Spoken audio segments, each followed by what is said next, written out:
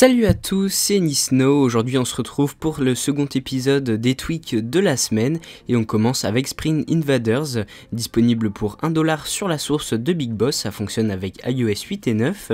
Ce tweak, à partir d'un geste activateur que vous allez définir dans les réglages, va lancer le jeu Space Invader, mais pas n'importe comment, c'est-à-dire que déjà vous pouvez constater qu'il s'agit de mon fond d'écran qui sert de fond de jeu, et ensuite les icônes qui vont apparaître à l'écran sont celles que j'utilise, celles qui sont sur mon appareil. Donc là par exemple on peut voir l'icône de mon application, et ensuite les petits éléments que je tire en tapant sur l'écran, ce sont aussi mes icônes. Donc en fait le jeu utilise donc votre fond d'écran plus les icônes de vos applications pour déplacer votre sorte de vaisseau. Il suffit d'utiliser l'accéléromètre et de pencher votre appareil. Donc dans les réglages, il y a 2-3 petites choses à configurer. On va voir ça tout de suite. Donc juste ici dans Spring Invaders. Et ici, on va déjà pouvoir choisir d'activer ou désactiver le tweak, de choisir la méthode d'activation. Moi, j'avais mis un appui double sur la barre de statut. Et ensuite, on peut choisir à quel niveau on commence. Donc si je mets niveau 9, ça va être beaucoup plus difficile à jouer. Donc par exemple là j'ai mis niveau 9, donc les icônes sont vraiment très rapides.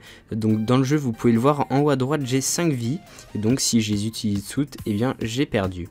Donc voilà, avec ce tweak vous allez pouvoir jouer à Space Invaders. Ça fonctionne dans une application, ça fonctionne également donc sur l'écran d'accueil, mais par contre ça ne fonctionne pas si vous le faites sur votre écran verrouillé.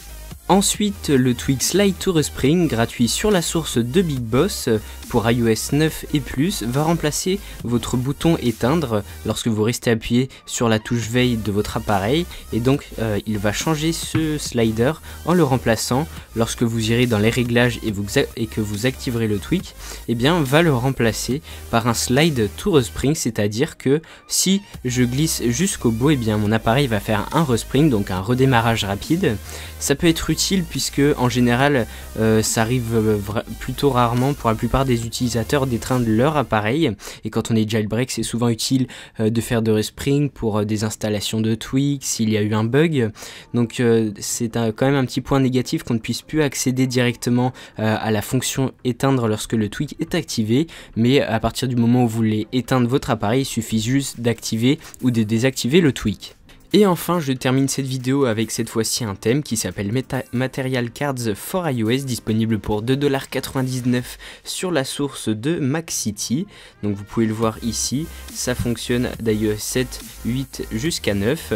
Et donc c'est un thème qui au départ était pour Android et un autre designer l'a adapté pour iOS, et vous pouvez voir qu'on a un format d'icône différent, presque le style d'icône de l'Apple TV. Il faudrait que ça soit un peu plus allongé dans ce cas-là, et donc vous pouvez voir que les icônes du coup sont plus petites.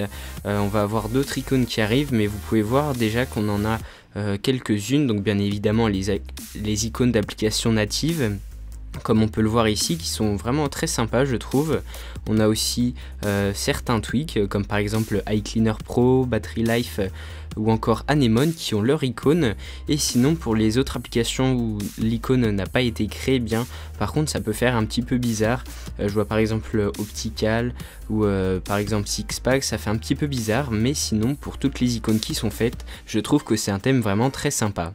C'est tout pour cette vidéo, j'espère qu'elle vous aura plu. N'hésitez pas à mettre un petit j'aime, un petit commentaire, et moi je vous dis à très bientôt pour une prochaine vidéo.